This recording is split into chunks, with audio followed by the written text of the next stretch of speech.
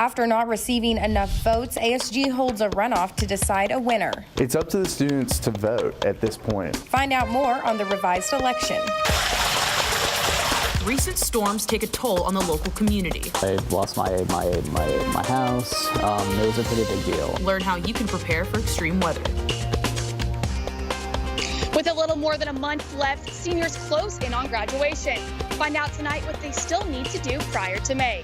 UATV starts right now.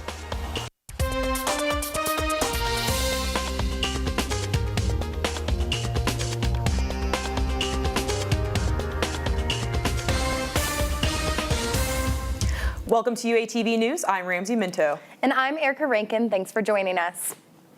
Well, the clock ticks down for the spring class of 2018, and students need more than just good grades to walk across the stage. UATV reporter Allie Lynch is live at where you can get your cap and gown. Thanks, Erica. I'm live here at the University Bookstore, where students have been in and out all week, making sure to collect their cap and gown for graduation, which is just around the corner. Now, the process to get your cap and gown is a fairly simple one. The first step is to walk up the stairs to the second floor. Check in at the front desk and fill out your name, ID number, and height on the paper they give you. Now, when applying for graduation, the cap and gown is included in your application fee. But for the spring commencement, the deadline to apply was March 1st. However, with graduation only being 6 weeks away, students are planning on making their graduation day the most memorable. Just made me realize kind of the gravity of graduation and all that's coming, so I've been a little bit more emotional. And so here, picking up my cap and my gown, I just realized that it's my time to go all out and decorate my cap and wear my favorite dress and high heels and walk across that stage, because I've accomplished a whole lot and it's going to be prideful, and I'm really excited about it. Along with many others, I too got my cap and gown today. And for me personally, being handed those two items really made it clear that these past 4 years have really flown by. Reporting for UATV, I'm Allie Lynch. Thanks, Allie. Live streaming will be available for the ceremonies in Bud Walton Arena beginning May 11th. The Career Development Center asks graduating students for their feedback through an online survey. The survey looks for students' post-graduation plans and helps prospective and current students with career planning. Students can log into Handshake to complete the survey through June to get up-to-date information. Well, I hope you got some sun over spring break, because it is pouring down rain here still. Absolutely. Will it ever stop? Let's send it over to UATV's Seth Campbell for the weekly forecast. Well, thank you, ladies. Unfortunately, it looks like right now that weather and rain is just not going to stop. So as y'all said, I hope you went to some place that was warm over spring break and got some sun in, because, well, you look at this forecast on your 5-day forecast and you'll be able to see that there is just not a lot of sun. On Friday, you'll be able to get that sun after storms on Thursday. High of 62, and that's actually going to take us all the way up to a high of 69. So Saturday, it will feel nice, but you'll still have to wear that rain jacket because storms will be coming in. And look at the low on Saturday, low of 34 degrees. So it may be spring here in Arkansas, but that doesn't mean that the colder temperatures have left us. High of 42 on Sunday, so make sure that you have a jacket, as again, the rain is going to come down. Finally on Monday, the rain will leave us, but it's still going to be cloudy, so don't expect the sun. There should be a warm-up sometime later on next week, so we can get back maybe to those spring temperatures.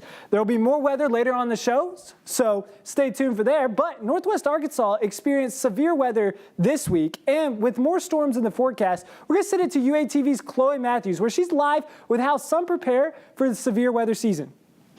That's right, Seth. I'm live on campus, and I actually attended a training class to help better prepare myself for the severe weather. And as you can still see, it's raining. Severe weather tore through the state, leaving behind plenty of road closures, including in Bella Vista, where one couple had to be rescued. I was actually in a flood a few years ago, and my apartment flooded, and lost a lot of things. I lost my house. It was a pretty big deal, and so that gave me a perspective about weather that I didn't have before. In hopes of being able to identify what severe weather looks like before it's already happening, Nathan attended the Storm Spotter training class. Enter your zip code or your town in here. We train storm spotters to recognize those things, to report those things, to help us issue better warnings, to help the emergency manager folks in the community to make decisions. The spring brings along unexpected weather, in part due to the flip-flop of warm and cold fronts. So it's important to try to filter through the stuff that looks scary versus the stuff that really is scary. With severe weather peaking mid-April, according to the National Weather Service, this sound might not be uncommon.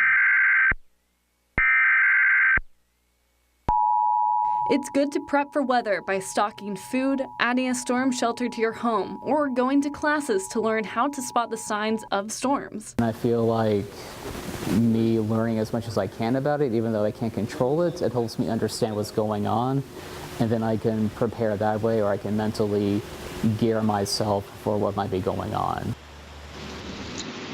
Arkansas's emergency alert system requires a weekly test transmitted and generated by each broadcaster at random times during the week.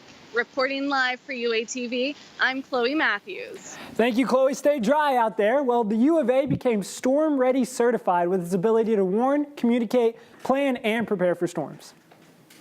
Voting continues on campus to fill the 3 remaining spots on ASG Senate. In order for a candidate to earn their position, they must receive at least 50% of the votes. The treasurer position met this requirement, but as for president, vice president, and secretary positions, voting continues. Students to vote at this point. I would tell all students, one, to be informed. Go up to those different groups and learn about what they are hearing and what they want to do on campus. Students can vote on paper ballot at the Union or online. The runoff ends tomorrow at 4. The selection process begins for next year's recipients for the Advanced Arkansas Scholarship. The scholarship creates an opportunity for students to learn more and work less. In a statement by Chancellor Joe Steinmetz, he says, "I hope all Arkansans who want a college education have that opportunity to reach that goal." An interactive human library comes to campus starting April 11th. This unconventional library gives those with an interesting life experience an opportunity to share their story. The program creates an uplifting platform that promotes conversations with the power to challenge stereotypes and prejudices. The University Inspirational Chorale brings its annual concert to campus. The play titled The Passion, according to Inspire, tells the story of Easter through drama, costumes, and gospel music. It takes place at the Faulkner Performing Arts Center tomorrow and Saturday at 7:30. Government officials gather at the Fort Smith National Guard. How the Secretary of the Air Force ranked her visit. Coming up on UATV, I'll tell you how March Madness affects more than just the basketball team.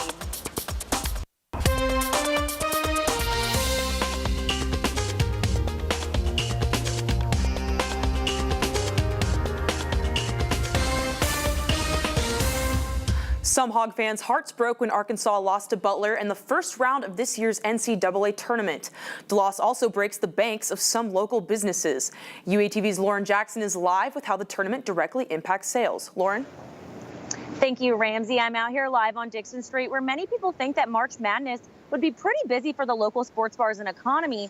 But with Fayetteville being out of the big dance and the Razorbacks no longer in the tournament, we're seeing a direct impact on the local businesses in here in Fayetteville. I went around town to the local establishments to see if they're still bringing in that March Madness crowd. Now, restaurants like Sassy's, JJ's on Dixon, and Grub say that once Arkansas was out of the tournament, they started seeing more and more empty tables. Not only Arkansas taking the L, but also the other major upsets we've seen in the bracket this year have caused less customers. The managers at all 3 establishments tell me that once everyone's bracket got busted, no one really cared to spend the money to keep up with the tournament anymore. But the restaurants are still offering March Madness deals to try to entice the customers to come on in. College Town, where the team is no longer in the March Madness tournament, has definitely decreased business, along with the fact that a lot of people's brackets were already busted.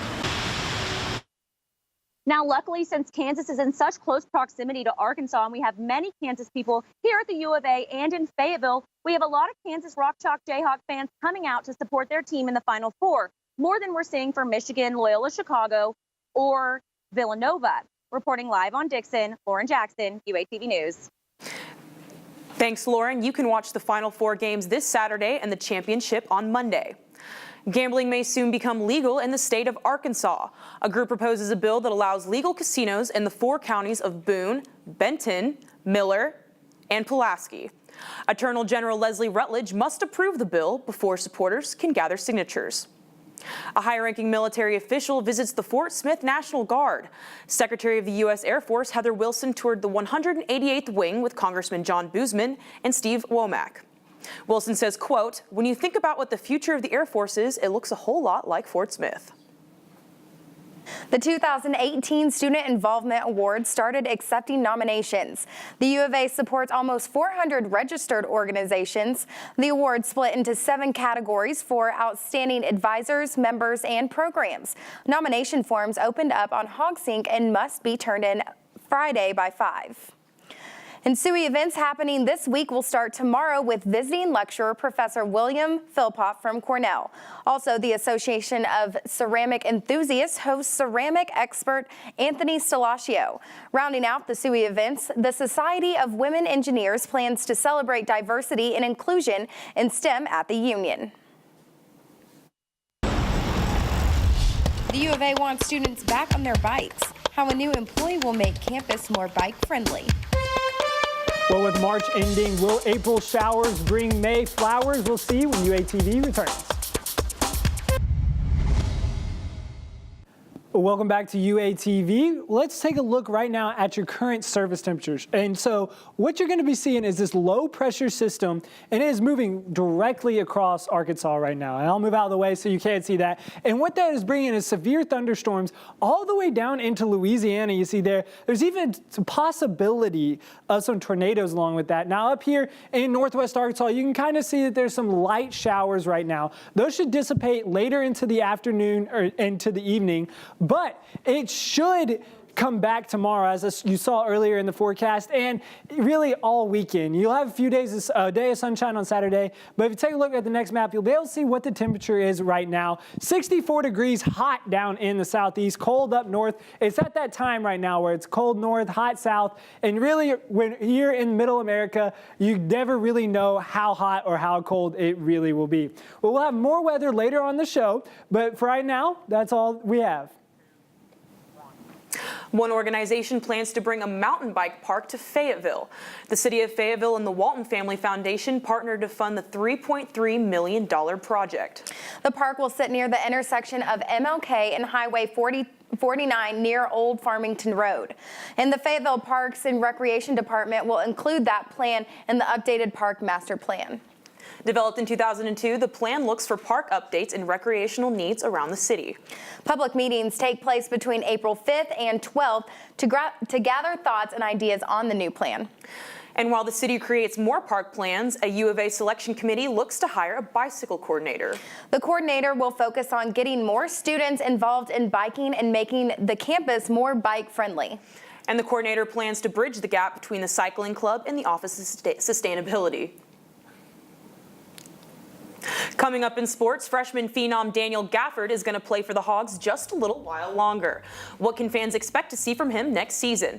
Also, the Razorback softball team got some good news this week. Find out what coming up. Hello, everyone. I'm Sven Larson. This is not a drill. The Dunk King himself has decided to return for one more season.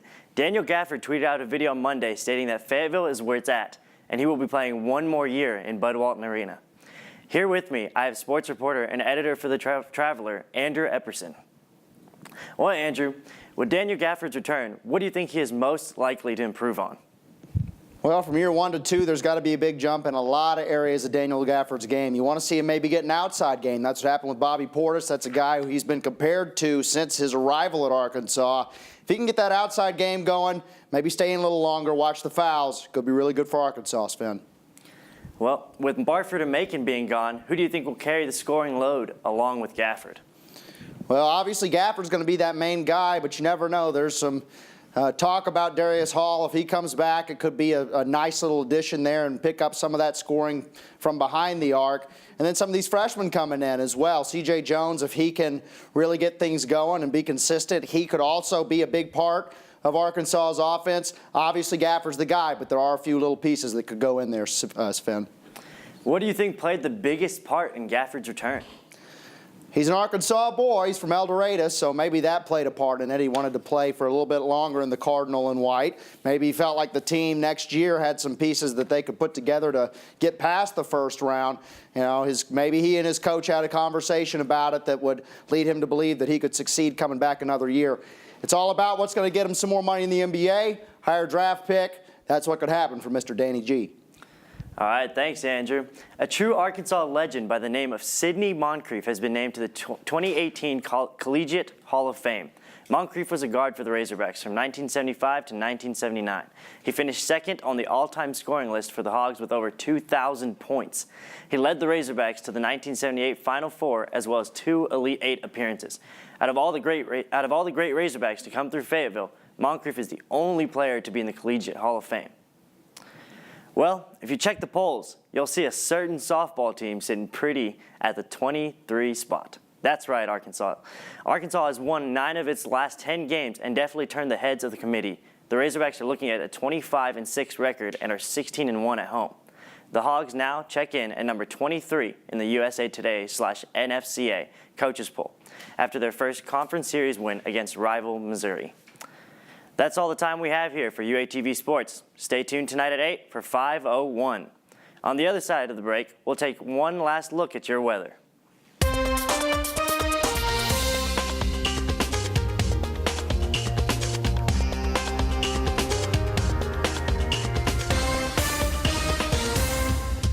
Well, welcome back to UATV. Let's take one last look at your weather. Well, most people are saying rain, rain, go away. Well, unfortunately, that's not happening tonight, but you will get a day of sunshine coming up. Let's take a look right now at tomorrow's forecast. That rain is going to stick around, and there's going to be some clouds there as well. Low of 36 degrees, so the temperature definitely drops down. So make sure that you're watching out for that, and maybe go out on that one day that you have some sunshine. Go out, enjoy a baseball game. Softball game is also in town. Well, it hasn't been a good day or recent days to barbecue, but that hasn't stopped one place on campus. Thanks, Seth. That's right. The 2018 Language Fair happened today at JB Hunt with the goal of showing how language can complement your future career. I actually stopped by and checked it out for myself. They had salsa lessons, calligraphy, and a lot of great food. I could smell the pulled pork all the way from Kimball, and it really made me want to go get some. I mean, it was pretty good. They also had games you could play with, like chopsticks and things like that. It was definitely an experience. I had some Brazilian chocolate. It was really cool. I know, it was really fun. Thanks for tuning in to UATV tonight. I'm Erica Rankin. And I'm Ramsey Minto. For updates online, you can follow us on social media at UATV News. Have a great night.